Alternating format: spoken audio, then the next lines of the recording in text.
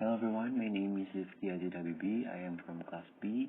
My student number is 1821222048, and today I'm going to explain the chapter 6, which I would like to conclude the whole chapter in this chapter 6. Um, so in this chapter 6, we know that motivation and assessment have a big relationship and it has a big role in involving the student to doing learning good learning process. Um, we can separate these two elements because they each have a correlation. So in this chapter, I would like to separate into 3 points of important to support the learning process or in a good assessment or feedback. The first one is the learning goals. What is the learning goals? Learning goals is the outcomes that students or teacher would achieve in the learning process or in class. So if this will be good if the teacher are involving the student to set the learning or self-directed outcomes for students. Why? Because it is important when the student have lack motivation, so that they can realize that they have goals, they have the outcomes that he need to achieve, and the motivation of the student might be increased because they realize that the learning goals have to achieve by student, and learning goals is very effective for teacher in enhancing the achievement. So the role of this learning goals is very important for both teacher and student. And the second is what makes them motivate. The student can be motivated by the teacher using the assessment, but the criteria of assessment should be included of focus, consistent, applicable, clearly and timely. So the teachers can influence the student with assessment.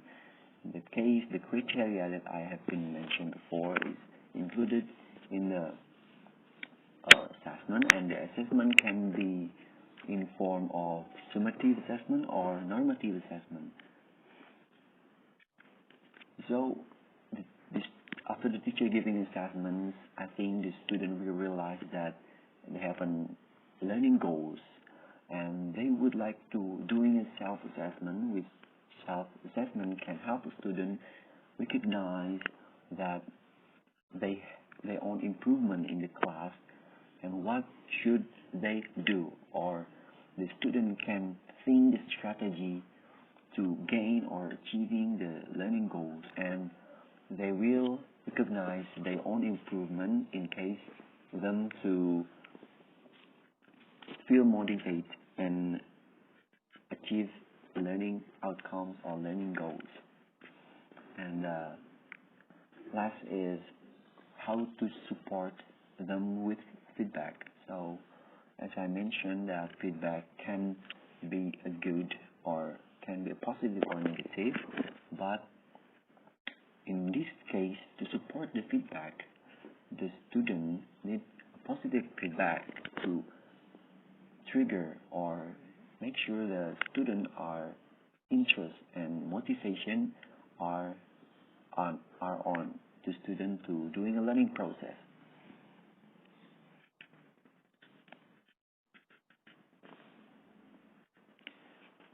Okay, as a teacher, we can support them with a good feedback.